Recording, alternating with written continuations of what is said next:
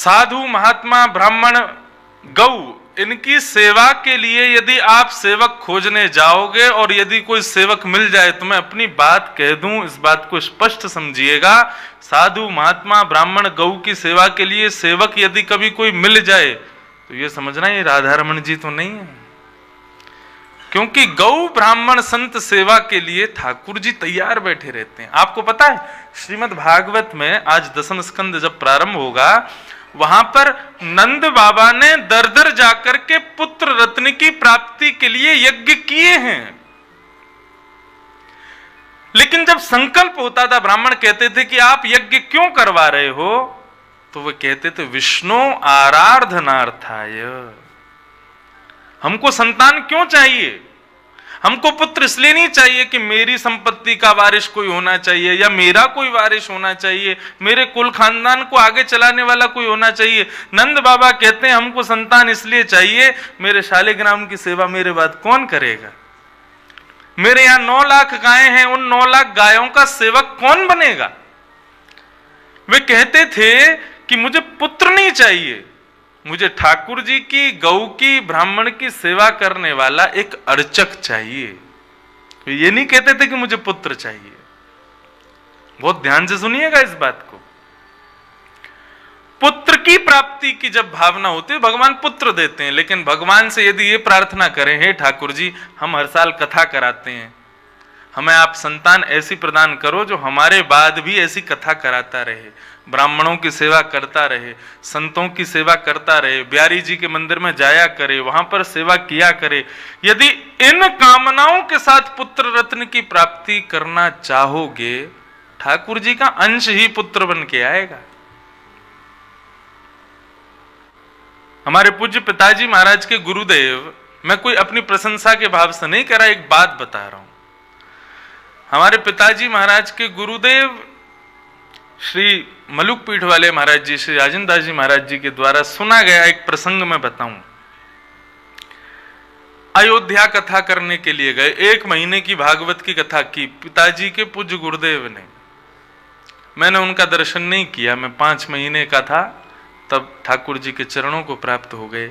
अनंत श्री विभूषित श्रीमद् भागवत के सचल विग्रह श्री रामानुज प्रपन्नाचार्य गुरु जी महाराज, उनका चित्र मेरे पास ही रहता है, हमेशा कथा में सामने बैठते हैं। आपकी स्मृति में मैं और पिताजी हर वर्ष कथा कराते हैं दिसंबर में। इस बार दिसंबर में 13 से 21 दिसंबर तक वो कथा है। श्रीमद् जगत गुरु रामानुजाचार्य श्री राघवाचार्य जी महाराज अयोध्या से, उनकी वाल्मीकि रामायण कथा है। गत वर्ष भी हुई थी, इस वर्ष फिर उन्हीं की कथा है। 13 से 21 दिसंबर हमारे गर्ग जी तो आएंगे, 1-2 दिन के लिए तो आना ही पड़ेगा। बाकी आप सब लोग भी आओ, उसमें यजमान हम ही होते हैं। तो गुरुदेव के द्वारा, तो महाराज जी ने एक बार प्रसंग बताया, बोले गुरु जी की कथा हुई अयोध्या में।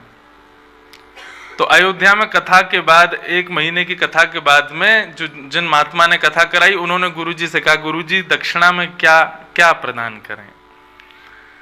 तो जिन्होंने कथा कराई थी उनके इतने बड़े शालिग्राम भगवान, उनको नाम मुझे याद नहीं आ रहा, बड़ी छावनी अयोध्या, वहां के ठाकुर जी शालिग्राम भगवान, उनसे जो मनोकामना मांगी जाए पूर्ण होती है। तो गुरुदेव ने उनसे कहा कि आप अपने शालिग्राम भगवान से दक्षिणा के रूप में मांगो कि हमने भागवत का एक पुजारी वृंदावन में तैयार किया है, ठाकुर जी कह के लोग उनको पुकारते हैं। तो वे भागवत के पुजारी, ऐसा नहीं कहा कि भागवत का व्यास तैयार किया, बोले कि हमने भागवत का एक पुजारी तैयार किया है।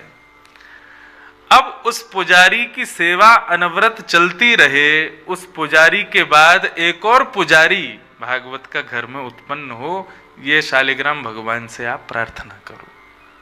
मतलब इनडायरेक्ट वे में क्या कह रहे थे, हमारे ठाकुर जी को एक पुत्र हो जाए। लेकिन किस भाव से कह रहे हैं, बोले भागवत का पुजारी चाहिए। तो भागवत का पुजारी ही हुआ। ठाकुर जी से जिस इच्छा से आप जो वस्तु की कामना करोगे, ठाकुर जी वह इच्छा उसी तरीके से देते हैं। पुत्र की कामना रखना, पुत्री की कामना रखना, किसी भी वस्तु की कामना रखना कोई बात नहीं, कामना रखो, लेकिन अपने सुख के लिए ना हो। किसी भी वस्तु की प्राप्ति के पीछे ठाकुर जी का सुख विद्यमान हो। हमारे घर में गाड़ी नहीं है, गाड़ी चाहिए, तो लाल जी से जाके कहो, हे लाल जी, आपके घर में हम सब लोग आपके सेवक हैं, आपके लिए सामान लाने के लिए पैदल जाना पड़ता है, टेम्पू से जाना पड़ता है, रिक्शा से जाना पड़ता है, तो आपकी सेवा अनवरत चलती रहे, आपकी सामग्री आती रहे, आपकी सेवा उत्सव की सामग्री आने जाने के, और आपके हम सेवकों का थोड़ा व्यवहार उचित बना रहे, उसके लिए आप हम दासों को अपनी तरफ से एक 4 पहिया दिलवा दो। ठाकुर जी की सेवा के भाव से यदि गाड़ी की भी इच्छा रखोगे ना, तो वह भी उचित आएगी। कहने का अभिप्राय, जो भी वस्तु आप लेना चाहो उसके पीछे ठाकुर जी का भाव विद्यमान होना चाहिए।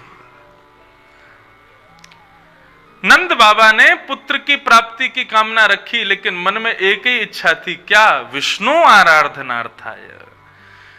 हमारे गौ और शालिग्राम की सेवा रुके ना, उसके लिए एक पुत्र दो। तो उनके यहां कोई पुत्र नहीं आया, स्वयं ठाकुर जी पुत्र बन के आए। बोले गौ सेवक, संत सेवक मुझसे बड़ा कोई नहीं है, मैं किसी और को नहीं भेजूंगा, मैं स्वयं ही आऊंगा। तो ऐसे ही त्रिलोचन जी ने विठलनाथ भगवान से प्रार्थना की कि हे प्रभु, हमको एक संत सेवी मिल जाए, एक सेवक मिल जाए। तो त्रिलोचन जी के यहां पर कोई सेवक नहीं आया, सेवक का रूप धारण करके श्री पंडरीनाथ भगवान पधारे, श्री विठल भगवान पधारे। नन्हे से बालक बन के आए, ऊंची धोती पहन के आए, सिर पर स्वाफा बंधा हुआ है, और त्रिलोचन जी के पास गए। त्रिलोचन जी ने कहा, कहो भैया कौन आए? नन्हे से बालक के रूप में। बालक ने कहा, आपके बाहर एक बोर्ड पर लिखा हुआ था सेवक की जरूरत है, साधु संतों की सेवा के लिए कोई सेवक चाहिए, तो हमने कहा हम कर देंगे सेवा। अच्छा बैठो। ठाकुर जी बैठ गए। त्रिलोचन जी बोले, नाम क्या है तुम्हारा? बोले, हमारा नाम अंतर्यामी। बोले, वाह बहुत बढ़िया नाम है, अंतर्यामी नाम। बोले, हाँ। माता पिता कहाँ रहते हैं? बोले, माता पिता का आता पता नहीं है हमारे। ठाकुर जी झूठ नहीं बोल रहे, सब सच बोल रहे हैं। अच्छा, कहाँ के रहने वाले? बोले, सब जगह रहता हूं मैं, कुछ दिन यहां रहूंगा, कुछ दिन कहीं रहूंगा, ऐसे ही भटकता रहता हूं, पूरी दुनिया में रहता हूं। बोले, अच्छा, यहां पे भैया कोई और काम नहीं है, साधु संतों की सेवा करनी पड़ेगी? ठाकुर जी बोले, वो तो मेरा जन्म जन्मों का काम है, वो तो मैं बचपन से करता आ रहा हूं। त्रिलोचन जी बोले, बचपन से करता आ रहा हूं, इसका मतलब कोई उम्र बहुत ज्यादा तो है नहीं तुम्हारी, अभी बचपन ही है। बोले, मतलब हमारे खानदान का यही काम है, हम साधु संतों की सेवा करते हैं। वो एक कथा आती है ना, एक बार यमुना जी में बाढ़ आई, तो यमुना जी के किनारे बिल में एक कुकर रहता था अपने सारे बच्चों के साथ। तो जैसे ही यमुना जी में बाढ़ आई तो उसके छोटे छोटे पिल्ले निकल के आए। बोले, अरे राम, हमने तो अपने जीवन में ऐसी बाढ़ देखी नहीं। अब तुम हो ही 1 आध दिन के, तो तुम कहां से देखोगे? 2, 4, 15 साल के होते तो पता चलती ना। ठाकुर जी नन्हे से ठाकुर जी बोल रहे हैं, ये तो हमारे जन्मों का काम है। त्रिलोचन जी बोले, ठीक है, तो फिर हमारे यहाँ काम करो। तो अंतर्यामी भगवान बोले, देखो हमने आपकी सारी बात मानी, अब हमारी बात और सुनो। बोले, आपकी बात क्या है? बोले, हम जैसा कहोगे वैसी सेवा करेंगे, लेकिन सबको भोजन परोस तो देंगे, सबका भोजन बना तो देंगे, लेकिन हम जो खाएंगे वो आपको बनाना पड़ेगा। हम अपने हाथ का बना हुआ भोजन नहीं करते। तो त्रिलोचन जी की पत्नी बोली, ठीक है, 500,000 संतों का भोजन ये बनाएगा, इस अकेले का भोजन हम बना दिया करेंगे, बना देंगे। छोटा सा बालक है, 2-4 रोटी खाएगा, क्या दिक्कत है, हम बना देंगे।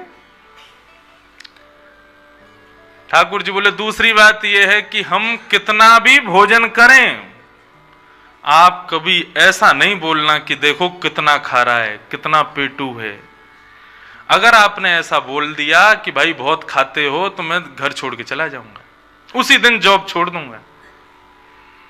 अंतर्यामी और उनकी पत्नी श्री त्रिलोचन जी और उनकी पत्नी बोली हम ऐसा बोलेंगे ही क्यों, कभी नहीं बोलेंगे बेटा, अरे तुम यहीं पर रहो, बढ़िया सेवा करो संतों की।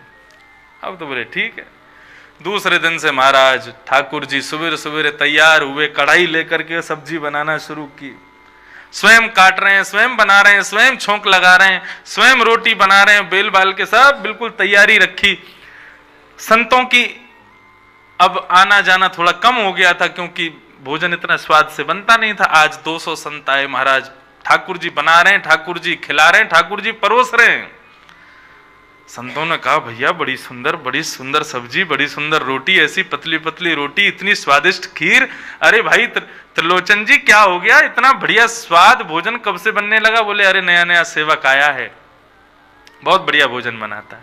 आप जो बाकी के आपके मित्र संत हैं सबको लेके आओ कल से। अब तो दिन ब दिन वहां भीड़ बढ़ने लगी। अब तो ऐसी भीड़ हो गई कि महाराज लाइन लगती है, एक पंगत उठती है, दूसरी पंगत बैठती है, दूसरी उठती है, तीसरी बैठती है, और सबका भोजन अकेले ठाकुर जी अंतर्यामी बनाते हैं।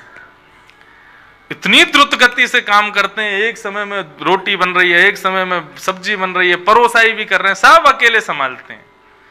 त्रिलोचन और उनकी पत्नी वयोवृद्ध हो गए, लेकिन बार बार पंडरीनाथ भगवान को प्रणाम करते हैं, हे प्रभु आपकी बड़ी कृपा जो ऐसा बढ़िया सेवक हमको दिया। लेकिन असली काम कब होता था? जब सबकी पंगत हो जाती थी तब भगवान बैठते थे भोजन करने। तो महाराज नाप के 2 बिलांग तो रोटी पाते थे और खूब बढ़िया आधी छोटी वाली कढ़ाई भर के सब्जी खाते थे। और भोजन आदि करने के बाद त्रिलोचन जी को एक कुर्सी पर बैठा के फिर उनकी मालिश करते थे, उनके पैरों की, हाथों की, सिर की, सब सेवा ठाकुर जी करते। वर्षों बीत गए, ठाकुर जी सेवा करते रहे। एक दिन उनकी पत्नी पड़ोस में कहीं बैठी थी तो सब पड़ोसन सब इकट्ठी होकर बोली अरे आजकल तो भैया तुम्हारे दिन ही बदल गए। त्रिलोचन जी जब गली से निकलते हैं तो ऐसा लगता है कैसा तेज उनके चेहरे पर। बोले हाँ वो हमारा सेवक आया है ना, साधु सेवा भी करता है, भोजन भी बनाता है, रोटी भी बेलता है, परोसाई भी करता है, शाम को त्रिलोचन जी की बढ़िया मालिश करता है, तभी तो चमक रहे हैं। बोले अरे त्रिलोचन जी इतने चमक रहे हैं, तुम क्यों ऐसी बुढ़ी होती जा रही हो, तुम कैसे सूखती जा रही हो? बोले अरे बस यही तुम मत पूछो। बोले क्यों, क्या हो गया? बोले अरे वो अंतर्यामी सब काम बढ़िया करता है लेकिन मेरी परेड रखता है, उसको बना के मुझको खवाना पड़ता है। अरे तो छोटा सा बालक है, 3-4 रोटी पाता, वो 3-4 एक पंगत में जितना आटा लगता है उतने आटे का तो अकेला भोजन कर जाता है। इतना पेटू है, इतना खाता है, बहन मैं तुमको क्या बताऊं। अब तो महाराज यहां उन्होंने बस इतना कहा था, इतना खाता है, और अंदर रसोई घर में भोजन बना रहे अंतर्यामी भगवान उदास हो गए। वहीं चूल्हा छोड़ दिया और अंतर्यामी अंतर्ध्यान हो गए। वहीं से संतों का जमावड़ा आया भोजन के लिए। अब तो महाराज त्रिलोचन जी गए, कहाँ है भाई बेटा अंतर्यामी? अंदर देखा तो चूल्हा शांत है, रोटी के आटे अलग रखे हैं, सब्जियां अलग रखी हैं, अंतर्यामी का कोई पता नहीं। कमरों में जाकर के खोजा, गली में खोजा, पड़ोसियों से पूछा, लेकिन ठाकुर जी कहीं नहीं मिले। यहां संत सब बैठ गए पंगत में, अब क्या पवा में कुछ बना ही नहीं है।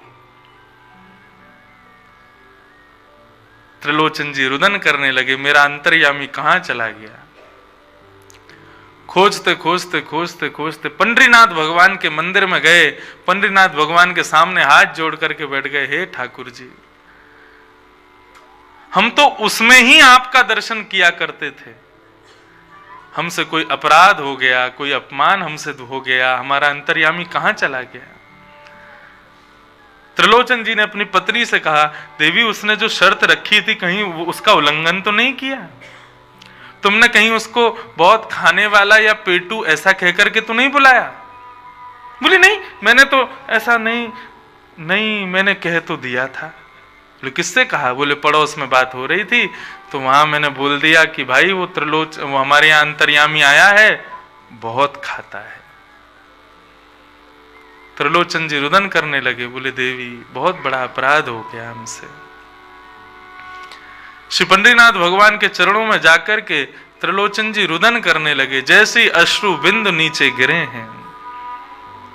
तभी पीछे से आवाज आती है, बाबूजी। पीछे मुड़ के देखा तो अंतर्यामी खड़ा था। अंतर्यामी को दौड़ करके त्रिलोचन जी ने अपने हृदय से लगाया। बोले, लाला अब तू छोड़ के नहीं जाएगा मेरे को, तू मेरे पास ही रहेगो। बोले, मैं आपके पास ही रहूंगा, लेकिन मुझको पहले वचन दो कि कभी कभी कहोगे नहीं कि बहुत पेटू है। बोले, कभी नहीं कहेंगे, लेकिन तू हमको छोड़ के मत जा। त्रिलोचन जी पीछे मुड़ करके पंडरीनाथ भगवान को प्रणाम करने के लिए नीचे झुके। ऊपर उठ करके देखा तो पंडरीनाथ भगवान के स्थान पर वो अंतर्यामी खड़ा हुआ है। अपनी दोनों भुजाओं को कमर पर रख करके अंतर्यामी ही विट्ठल भगवान के रूप में खड़े हुए। त्रिलोचन जी के रोम रोम रुदन करने लगा, प्रफुल्लित हो गए। बोले, प्रभु मैंने आपसे सेवा करवाई, आपसे सब्जी बनवाई, आपसे रोटी बनवाई, आपसे अपने अपने अपने अंग की सेवा आपसे करवाई। मैंने बहुत बड़ा अपराध किया, प्रभु मुझे क्षमा कर दो। ठाकुर जी बोले, अरे त्रिलोचन जी, साधु सेवा, संत सेवा, वैष्णव सेवा, गौ सेवा, ऐसे सेवा करने वाले सेवकों की मैं सेवा करता हूं। ये मेरा कर्म है, ये मुझको आनंद आता है। नमो ब्रह्मण्य देवाय गौ ब्राह्मण हिताय च जगद्धिताय कृष्णाय गोविंदाय नमो नमः।